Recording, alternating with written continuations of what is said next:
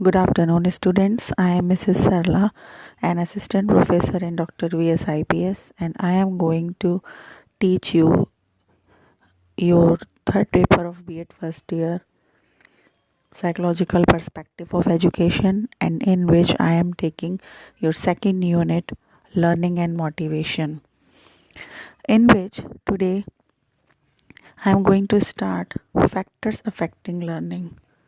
As I have discussed in previous video and in the class, factors affecting learning, how the factors affected learning, कैसे factors learning को affect करते हैं. But as to your syllabus, now I am going to discuss in detail. सीखने को जो कुछ ऐसे कारक होते हैं जो बहुत तरीके से या कह सकते हैं कि हर तरह से अधिगम को प्रभावित करते हैं, and that is mostly related to student, teacher, curriculum and any other learning system है, कोई अधिगम व्यवस्था है, कोई ऐसी चीज़ है, कोई फैसिलिटी है. तो बहुत से तरीके से फैक्टर्स अफेक्ट करते हैं लर्निंग को. In your syllabus there are 4 major factors जो लर्निंग को अफेक्ट करते हैं. That are factors related to learner or student, factors related to teacher, factors related to content or subject matter or curriculum, and factors related to environment. Now we discuss about this in detail.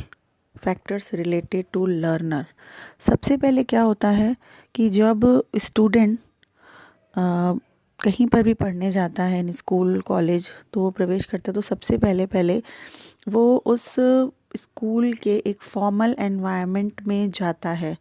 तो उसे एक formal सी एक class, एक बैठने की जगह, सब कुछ मिलती है, न्यू एनवायरनमेंट मिलता है जिसके अंदर उसको एडजस्ट करना होता है. तो स्टूडेंट से रिलेटेड, लर्नर से रिलेटेड कौन से ऐसे फैक्टर्स हैं जो लर्निंग पे इफ़ेक्ट डालते हैं उसकी, ये हम देख लेते हैं. At first we see the will of learning, सीखने की इच्छा. यानी कि कोई भी न्यू नॉलेज जब स्टूडेंट को दी जाती है तो क्या उस समय हमें ये देखना चाहिए that he or she is ready to learn, he or she is curious to learn. उसके अंदर कोई जिज्ञासा है, उसके अंदर इंटरेस्ट है, उसकी इच्छा है डैट टाइम उस चीज़ को सीखने की. इफ़ ही इज़ क्यूरियस, अगर उसकी इच्छा है, उसके अंदर क्यूरियोसिटी है, तो उसको अगर कुछ हम सिखाते हैं, then learning is successful, learning successful होती है. बट अगर उसकी इच्छा नहीं है तो हम किसी भी तरह से फोर्सली उसे नहीं सिखा सकते हैं. Next one is educational background, शैक्षिक पृष्ठभूमि या एजुकेशनल क्वालिफ़िकेशन. उसकी क्या पहले से एजुकेशनल क्वालिफ़िकेशन है. इफ़ द स्टूडेंट किसी भी क्या कहते हैं, किसी भी ऐसे सब्जेक्ट में उसका थोड़ा सा इंटरेस्ट नहीं है या उसकी नॉलेज अच्छी नहीं है, पहले से स्टार्टिंग से थोड़ा सा बैक सा रहा है, पिछड़ा हुआ रहा है, तो उसे न्यू नॉलेज देने में बहुत सी डिफ़िकल्टीज़ का हमें फेस करना पड़ता है, एक टीचर को उसे फेस करना पड़ता है. तो उसका एजुकेशनल बैकग्राउंड, उसका अपना भी सेल्फ भी एंड उसके फैमिली का भी एजुकेशनल बैकग्राउंड बहुत जानना आवश्यक होता है. अगर स्टार्टिंग से ही वो बहुत ज़्यादा सीखने में या पढ़ने में या बहुत ज़्यादा उसका अच्छा रिज़ल्ट हर चीज़ में आया है, तो उसको हम न्यू नॉलेज भी बहुत ही ईज़िली उसको सिखा सकते हैं. Next one is the most important point, physical and mental health. अगर बालक की कहते हैं ना कि फिज़िकली, कहते हैं ना कि स्वस्थ शरीर में ही स्वस्थ मस्तिष्क का निवास होता है. अगर वो फिज़िकली फिट नहीं है, मैच्योर नहीं है, हेल्दी नहीं है, तो मेंटली भी वो वीक हो जाता है और इमैच्योर हो जाता है. क्योंकि हेल्थ जो होती है वो हर तरीके से उसकी लर्निंग पे इफ़ेक्ट डालती है. किसी भी प्रकार की अगर कोई उसको मेंटल प्रॉब्लम पहले से है, यानी कि कोई कहना चाहिए कि मेंटल टेंशन का, मेंटल स्ट्रेस को वो फेस कर रहा है, तो उसके लर्निंग पर बिल्कुल ही मतलब प्रतिकूल प्रभाव पड़ता है. तो फिज़िकल एंड मेंटल हेल्थ अगर सही है तो बालक जल्दी सीख जाता है, अदरवाइज़ वो बहुत जल्दी टायर्ड हो जाता है, सीखने में इंटरेस्ट नहीं लेता है और उसकी लर्निंग स्टेबल नहीं हो पाती है। The next one is maturity, परिपक्वता। मैच्योरिटी दो चीज़ों से हमारे अंदर आती है। First is the age, according to age. बालक अगर एज धीरे धीरे बढ़ती जाती है तो हम कहते हैं कि वह मैच्योर होता जा रहा है। And the second thing from experiences. कई बार हमारी एज भले ही ठीक ठीक हो, बहुत मतलब वो ना हो, बट जो एक्सपीरियंसेस होते हैं लाइफ में तो वो हमें कम एज में भी मैच्योर बना देते हैं। एक तो ये मैच्योरिटी होती है। एंड नेक्स्ट मैच्योरिटी फिज़िकली भी होती है कि जो हमारी बोन्स और जो कहने चाहिए कि नर्व्स हैं, बोन्स हैं, नर्वस सिस्टम है, ये सब चीज़ें धीरे धीरे अगर मैच्योर हो गया है, जैसे बॉडी है, हैंड्स हैं, फिंगर्स हैं, कि वो बुक्स उठा पा रहे हैं, पेन उठा पा रहे हैं, ठीक से लिखने में प्रॉब्लम नहीं हो रही है, ये सब चीज़ें भी मैच्योरिटी को बताती हैं। तो बालक तभी ये सब चीज़ें सीख पाता है जब वो फिज़िकली और मेंटली मैच्योर हो जाता है। Next one is motivation. Motivation is the most important part of the life और most important point in the learning. इसीलिए आपकी सेकेंड यूनिट को केवल लर्निंग नाम देकर लर्निंग एंड मोटिवेशन साथ में रखा गया है।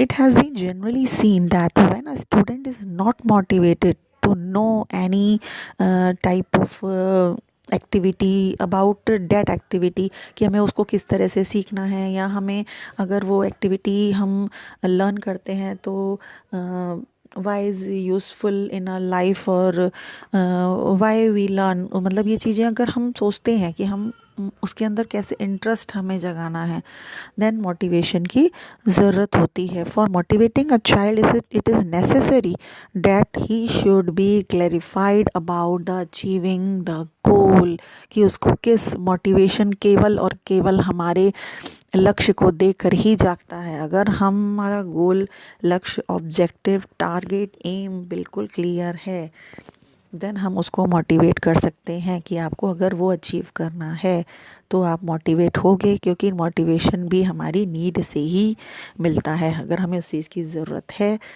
तभी हम मोटिवेट हो पाते हैं, नहीं तो नहीं। तो अगर हम बालक को किसी कार्य को, नवीन नॉलेज को, कार्य को सीखने के लिए प्रेरित करते हैं तो उसकी उस क्रिया में रुचि तभी होती है जबकि उसकी आवश्यकता होती है।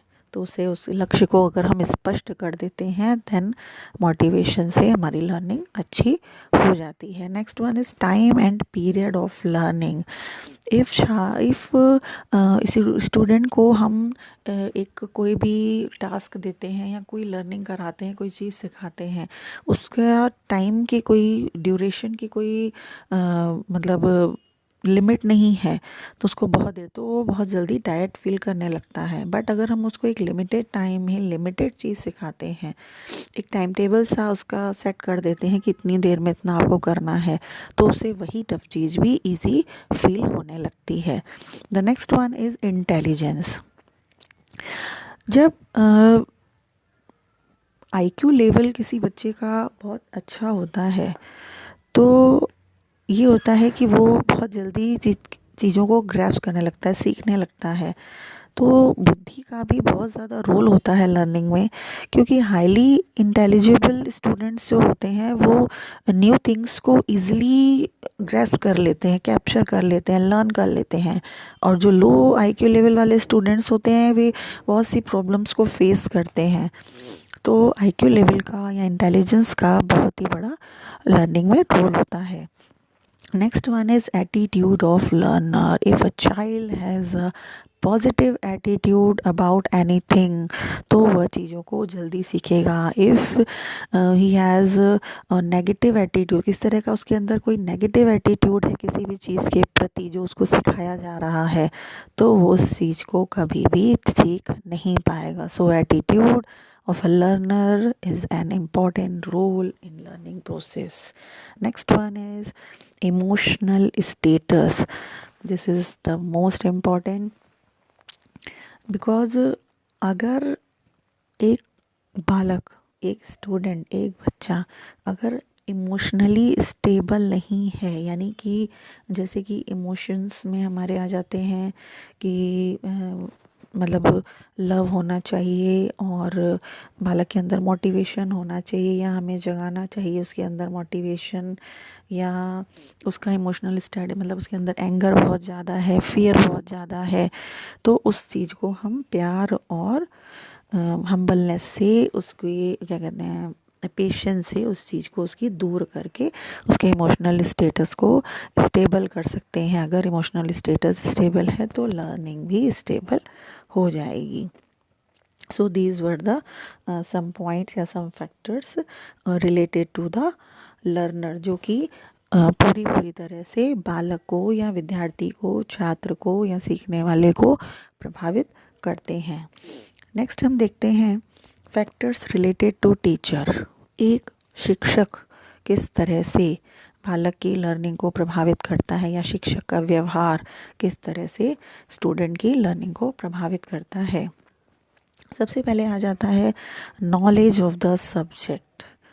अगर किसी भी सब्जेक्ट से रिलेटेड मीन्स किसी भी से मीन्स है कि जिस सब्जेक्ट को टीचर क्लास में पढ़ाने जा रहा है या जिस चीज़ को वह सिखा रहा है, उस विषय में, उस सब्जेक्ट में, उस कंटेंट में, if he is not able to teach that subject thoroughly completely, अगर उसकी डीप उसकी नॉलेज नहीं है, उसका ज्ञान थोड़ा सा कम है, तो वह अपने स्टूडेंट्स को भी ठीक से नहीं सिखा सकता है। अगर वो उसका नॉलेज बहुत अच्छी है, डीप नॉलेज है, तो वो कॉन्फिडेंटली क्वेश्चंस पुटअप जो स्टूडेंट्स करेंगे उनके क्वायरीज़ को शांत कर पाएगा, उनके आंसर्स दे पाएगा और उनको न्यू नॉलेज गेन करने में पूरी तरह से हेल्पफुल होगा, तो उसकी टीचिंग भी इफ़ेक्टिव होगी।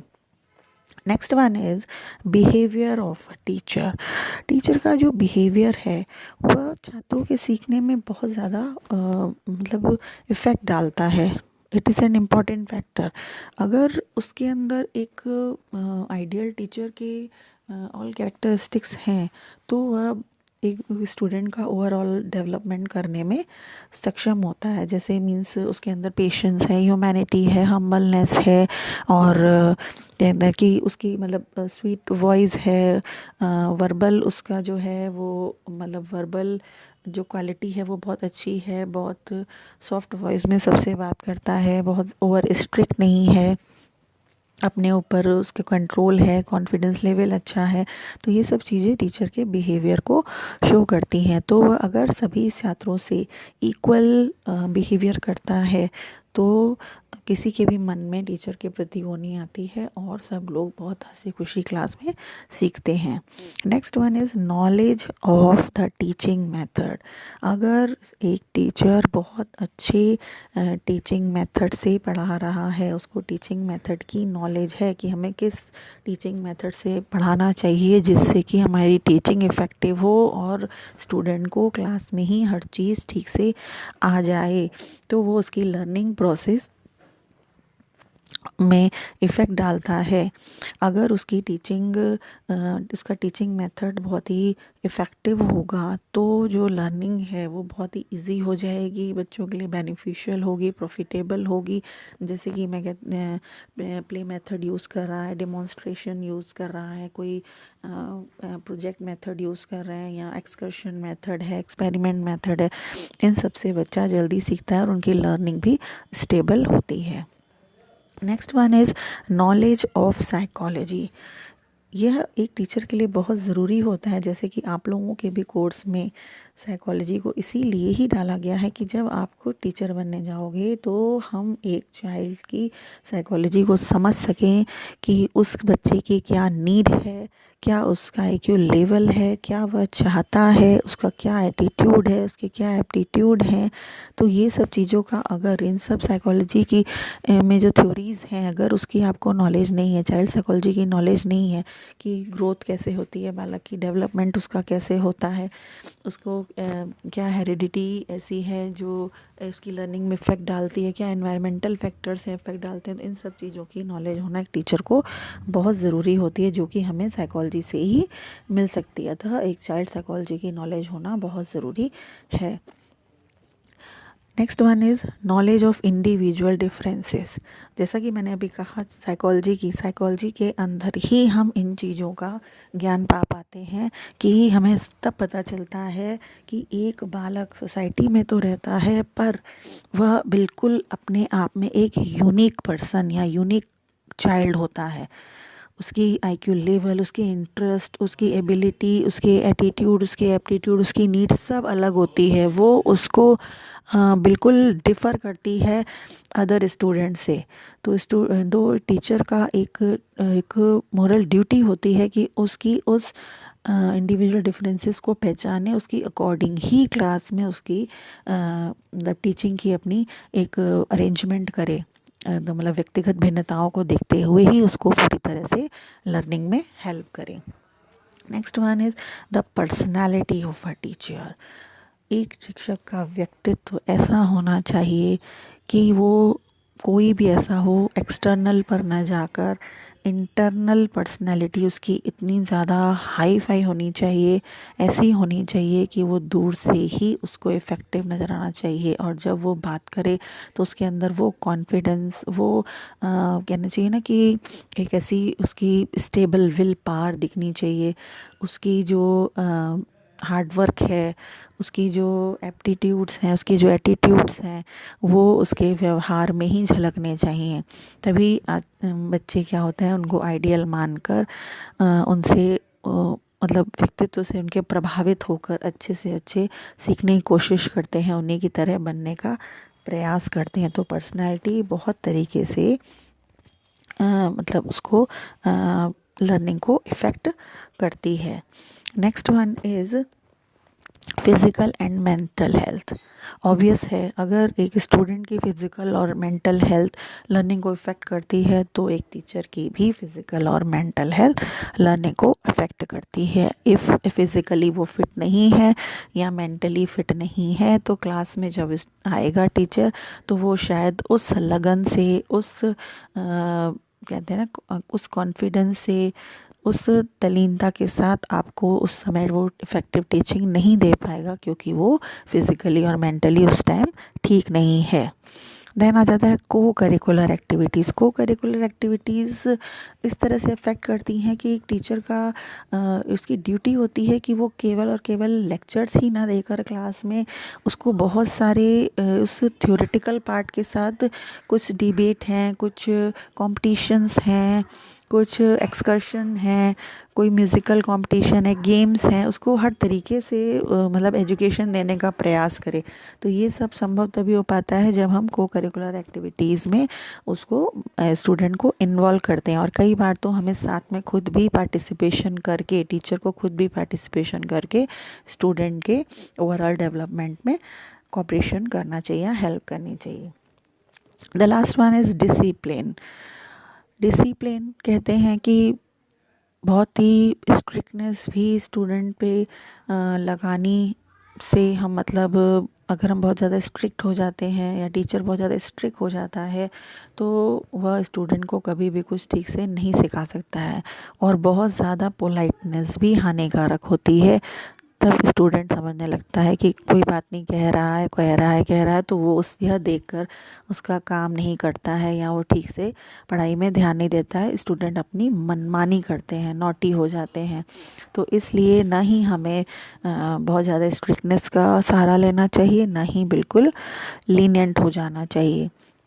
एक उसका मिक्सिंग वो अपनाना चाहिए कि और अपने को इस तरह से स्टूडेंट के आगे प्रेजेंट करना चाहिए, इस तरह से हमारी टीचिंग मेथड इफ़ेक्टिव होनी चाहिए, इस तरह से हमारा बिहेवियर होना चाहिए, ऐसी पर्सनैलिटी होनी चाहिए कि वो एक अमिट छाप स्टूडेंट पर छोड़ जाए, तो उसको स्ट्रिक्टनेस अपनाने की ज़रूरत ही नहीं पड़ती है।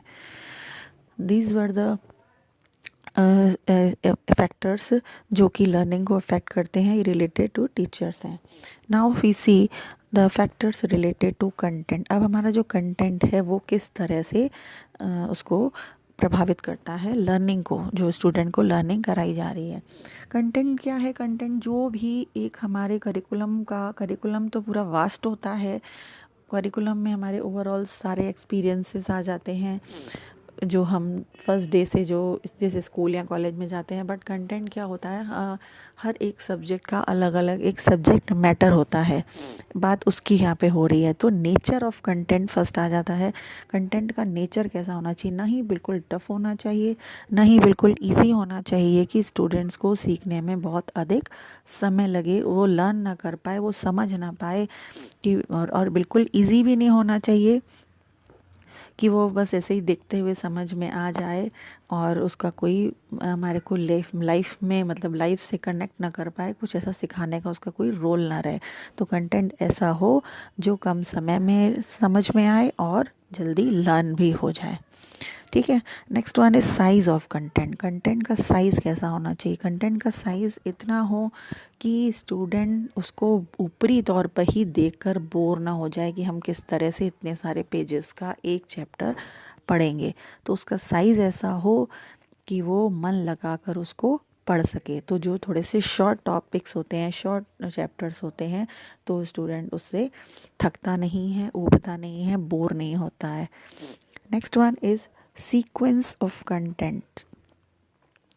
सीक्वेंस ऑफ कंटेंट से मतलब है इसका सीरियल ऑर्डर कैसा है, मीन्स जो इजी टू कॉम्प्लेक्स सीक्वेंस चलना चाहिए कि अगर पहले इजी हम थोड़ा सा स्टार्ट करते हैं किसी भी सब्जेक्ट को, तो जब तक धीरे धीरे उसका इंटरेस्ट जाग जाता है, वो लेने लगता है इंटरेस्ट, उसकी क्यूरियोसिटी आगे बढ़ जाती है, तो धीरे धीरे बाद में उसको हम टफियर लेवल पर ले जाते हैं। तो इजी टू कॉम्प्लेक्स यानी कि क्या कहना चाहिए, सरल से कठिन की ओर इसमें हमें कंटेंट को रखना चाहिए ताकि वो न्यू नॉलेज को मतलब सिखाने में या सीखने में कोऑपरेटिव हो सके, हेल्पफुल हो सके। Next one is example presentation. Example presentation means हमें जब हम सब्जेक्ट मैटर को पढ़ा रहे हैं तो हमें इस तरह से उसको प्रेजेंट करना चाहिए, बीच बीच में इस तरह से एग्जाम्पल्स देने चाहिए जो कि उसकी लाइफ से, डेली लाइफ से, रियल लाइफ से रिलेटेड हो।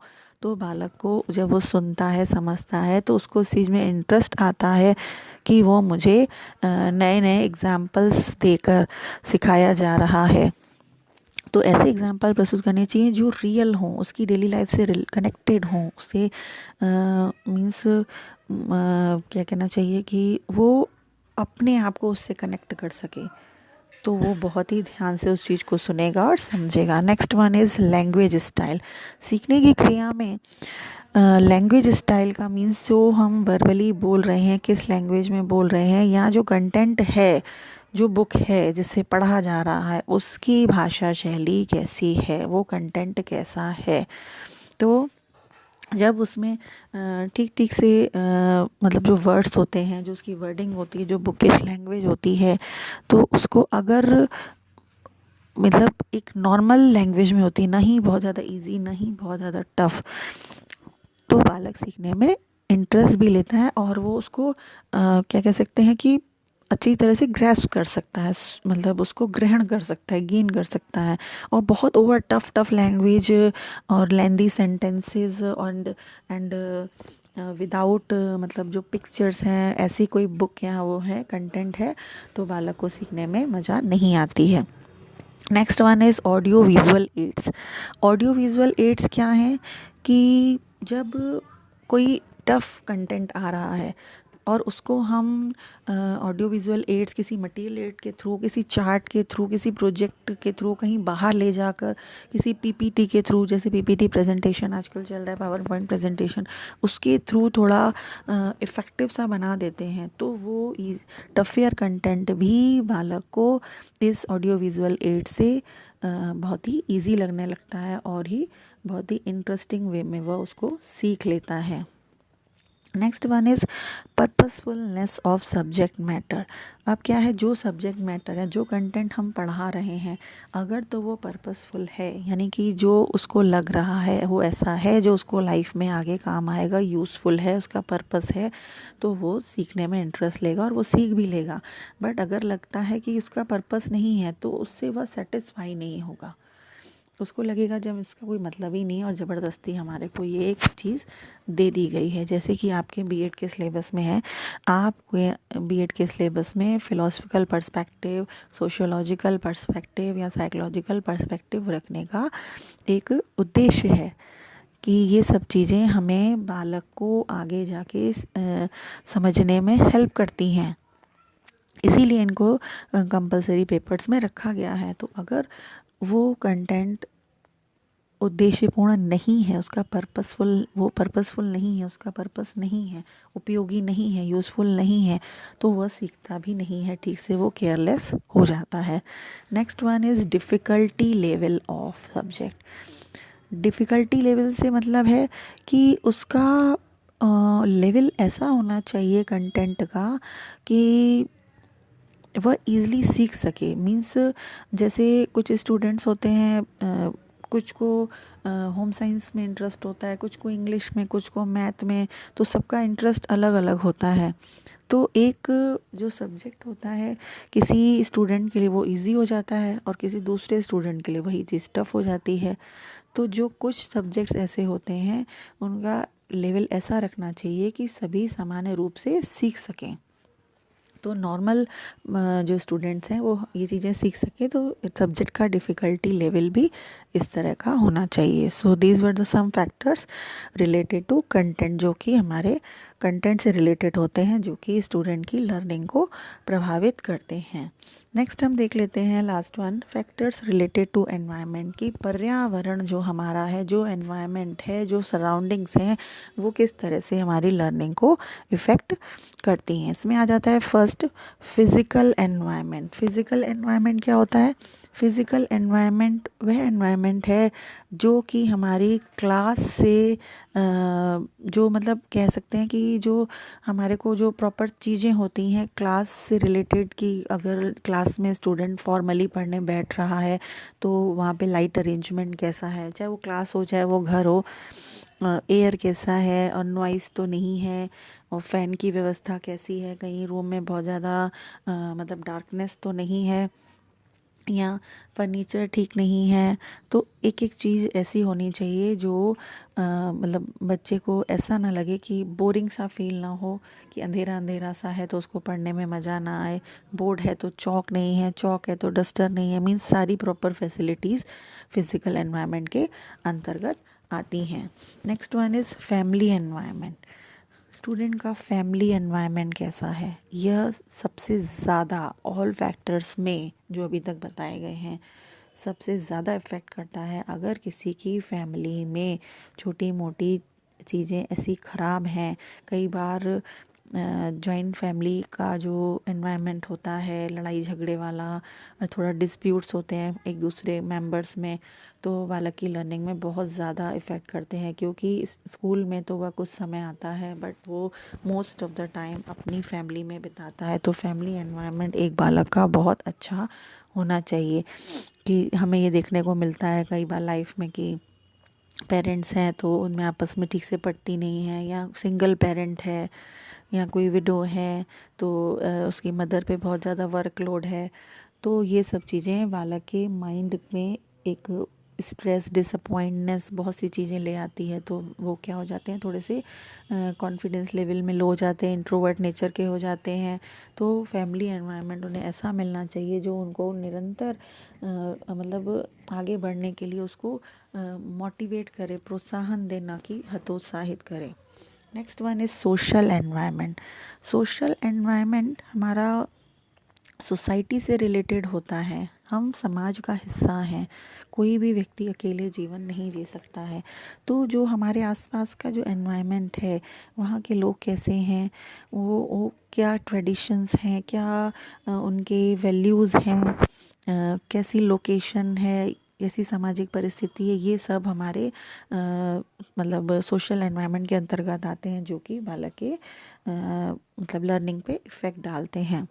Next one is psychological environment. Psychological environment means we can say that कि जो हमारा ये बहुत कुछ हमारे एनवायरनमेंट, जो फैमिली वाला एनवायरनमेंट है उससे कनेक्टेड होता है कि जो हम आपस में अगर क्लास में हैं तो क्लासमेट से आपस में हमारा कैसे रिलेशन है, एक स्टूडेंट का टीचर से कैसा रिलेशन है, कि आपस में स्वीट रिलेशन है कि नहीं, और घर में फैमिली में सबका कैसे। तो ये जो एनवायरनमेंट होता है, अगर हमारा एक दूसरे से रिलेशन अच्छा होता है, क्लासमेट्स अच्छे हैं, सब सपोर्टिव हैं, कोऑपरेटिव हैं, टीचर सब अच्छे हैं, सपोर्टिव कोऑपरेटिव हैं, तो बालक को वही चीज़ एक मतलब कहते हैं ना कि बर्डन नहीं लगती है, वो स्ट्रेसलेस मतलब फील करता है क्लास के अंदर, तो वो आराम से हर चीज़ को सीख लेता है। नहीं तो उसके अंदर वहाँ से भागने की प्रवृत्ति आ जाती है कि हम वहाँ से हट जाएं, मतलब वो उस चीज़ को वो फेस नहीं कर पाता। Next one is informal means of education. Informal means of education क्या होते हैं कि हम फॉर्मली तो स्कूल में जाकर हम सीखते हैं, बट कई बार कुछ ऐसे इनफॉर्मल मीन्स भी होते हैं, कुछ अनौपचारिक साधन भी होते हैं जो कि हमारी लर्निंग में हेल्पफुल होते हैं। जैसे हम आजकल कंप्यूटर के द्वारा लर्निंग करते हैं, या टीवी में भी हमारे कुछ ऐसे एजुकेशनल प्रोग्राम्स आते हैं, लाइब्रेरी है, या कोई एक्सकर्शन ऐसा है जहाँ ले जाया जाता है। तो ये इनफॉर्मल मीन्स ऑफ एजुकेशन है जिसके थ्रू हमारी लर्निंग अच्छी होती है, तो ये भी एनवायरनमेंट के अंतर्गत आ जाता है। नेक्स्ट वन इज़ एप्रोप्रिएट और प्रॉपर मटेरियल एंड फैसिलिटीज़। अगर कहीं पर भी सीखने हम जाते हैं तो हमें अगर सारी चीज़ें, यानी कि जो मटेरियल एड है और जो भी फैसिलिटीज़ हैं, अगर प्रॉपर वे में नहीं मिलती हैं तो हमारी लर्निंग को वो इफ़ेक्ट डालती हैं। इसलिए प्रॉपर वे में चीज़ें अप्रोप्रिएट, हमें मटेरियल एड होना चाहिए। कहीं ऐसा ना हो कि अगर 15 बच्चे हैं तो मेरे पास 5 चीज़ें हैं, तो उससे सिखाने में और सीखने दोनों में ही प्रॉब्लम क्रिएट होती है। So student, these were some environmental factors जो कि लर्निंग को अफेक्ट करते हैं। So today we discussed about the factors affecting learning, in which we discussed factors related to learner, कि स्टूडेंट को किस तरह से फैक्टर्स, उसके कौन कौन सी ऐसी चीज़ें हैं जो उसकी लर्निंग को अफेक्ट करती हैं। फैक्टर्स रिलेटेड टू टीचर, शिक्षक से कैसे कारक संबंधित होते हैं जो कि स्टूडेंट की लर्निंग को अफेक्ट करते हैं। Factors related to content, subject matter कैसा होना चाहिए, उसके अंदर क्या क्या क्वालिटीज़ होनी चाहिए जो कि लर्निंग को अफेक्ट ना करके स्टेबल करें। And factors related to environment, पर्यावरण संबंधी कौन से ऐसे कारक हैं जो कि सीखने को प्रभावित करते हैं। Okay students, if you have some query related to this topic, then ask me personally. आप मुझसे पूछ सकते हैं क्लास में भी, कॉल करके भी, and through message also. I will help you. I am always with you. Thank you. Have a nice day.